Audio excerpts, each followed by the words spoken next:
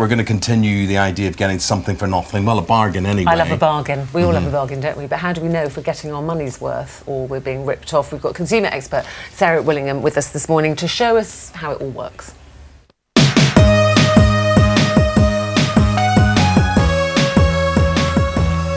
Sarah, half term, extra expenses, the kids are about, you keep them occupied, borrowing money, and we're going to talk about something called payday loans, so people can't wait for... Do you get paid on Friday now? Is that what happens now? Does people say... It's not like it used to be, is it? It's not like it used to be, but anyway. This is hitting the papers, so this is all hot off the press, isn't it? We're going to start off by talking about what's hot off the press. So the payday loans debts are up by 400%. This is a really shocking statistic. Nearly half of the people borrowing these loans are actually borrowing it to pay off existing debt, which just horrifies me. When you see the adverts, it all sounds lovely, doesn't it? I know, and they're thousands, just for a little bit till payday. They're thousands of percent, and people think that they're a quick fix, and they aren't. You've got to know what you're getting into. If you're going to borrow this kind of money, you've got to be able to pay it back within the 10 days, the 2 weeks that you say you're going to pay it back. So these are people, though, who have no other access to borrowing money. They can't do it by the means that are open to other people through the bank or on a credit card, for instance. Yeah, and some of the cases in emergencies. You know, a friend of mine, for example, did a great thing. I think she can't get to work without her car, had a flat tyre. That's what she used it for, but she paid the money back 10 days later when she got paid. So if you can pay it back, if you then can they're pay fine. They're quite good, are they? Absolute emergencies, but go down your other paths first. Check with your bank, check with your credit card. This is the worst type of debt that you can take out, and the most expensive. Okay. Now, parents taking their children out of school, which I do understand, because not only about the costs sometimes, but also working parents, their holidays don't always fit in with the kids' holidays.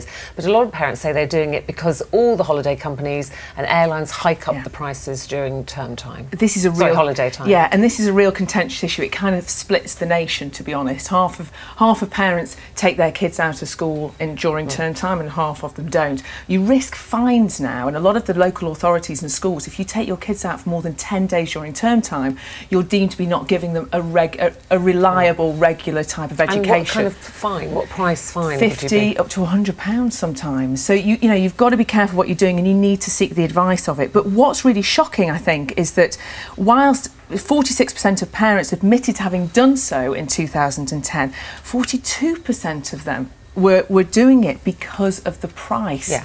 Now that's shocking when it's nearly, you know, it's half as much again to book a holiday to the Algarve during half term than it is the week before. It's no wonder that people are considering doing this. If you know, people are on some are on half term now, but some have got half term coming up next week. We've got Christmas and New Year. So if you're looking ahead and you book ahead, then you've got some savings to be made. The fact is, you know what? I mean, I love to be spontaneous, but nowadays, if you can plan and shop ahead of time on the internet, you're always going to save money. I did that yesterday, and I looked at Easter flights to continental Europe for next year, and they were double what they were the week before economy. Double, so they were out up to £500. What, booking ahead? During the holiday? Yes, exactly. So how far ahead have you got to book? 3 years or something? But do you know what is amazing? It's we went on the internet yesterday and looked at things like airport parking. As a perfect example, we saved £210 just by booking the airport parking the day before, as opposed to turning up on the day and doing it. Car hire, we went to holidayautos.co.uk, and imagining that we were going tomorrow, which was today, we saved £137.81 just by doing it the day before. But see that airport parking, sorry, how long are you away for? A year? What is, I mean, that is a phenomenal amount of money. But you know what? So it's 30 quid a day you're saving there. If you turn up to Gatwick Airport without any pre-planning at all, that's what you'll end up paying for a week's holiday. Yeah. You know, if you plan ahead, even your meet and greet, you can do valet parking for a third of that price. Yeah. You know, it's not worth not planning ahead nowadays. Is travel insurance worth it? Travel insurance is the same. You know, you've got to have travel insurance. I would never advocate somebody not taking out travel insurance, but don't think that by going into your local post office it's going to be the cheapest. You know, shop around for it. We looked at moneysupermarket.com. We saved 75 quid on a week's travel insurance package. It's worth doing. Now, I have to say, I am very guilty at rushing to the airport and getting my money on the way, just because I haven't got myself organised, and I know that is the most expensive way to do it. Do you know what we looked at yesterday, and I think this was quite shocking? For €1,500 to get at the airport was £1,500.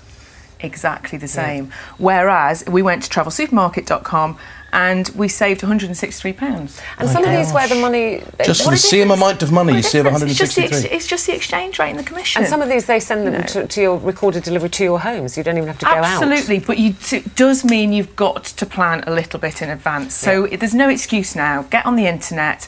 You will save the money. I know it's expensive. I know you've been doing that, and we saw you looking at your tips. Now, your top tip of the week. Yes, it's time for my top tips. This is a big one. Check out your broadband speed. I have done this at home. It turned out we were paying 4 times. We were paying for 4 times the speed that we were actually getting.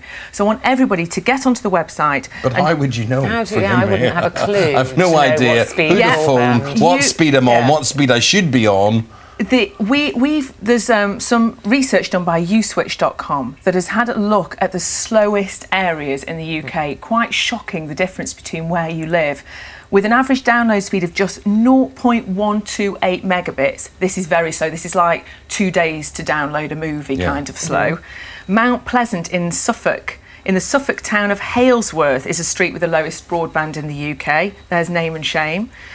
In contrast, Leamington Spa in Warwickshire has got the fastest average download broadband speed of 18.87. So what do you do? So are you saying that you're paying for the fastest speed sometimes, but you're actually getting the slowest one? And you know what? Your provider doesn't phone you up and say, oh, by the way, you've taken out the really fast broadband speed, but you can't actually get it in your area. They don't tell you that.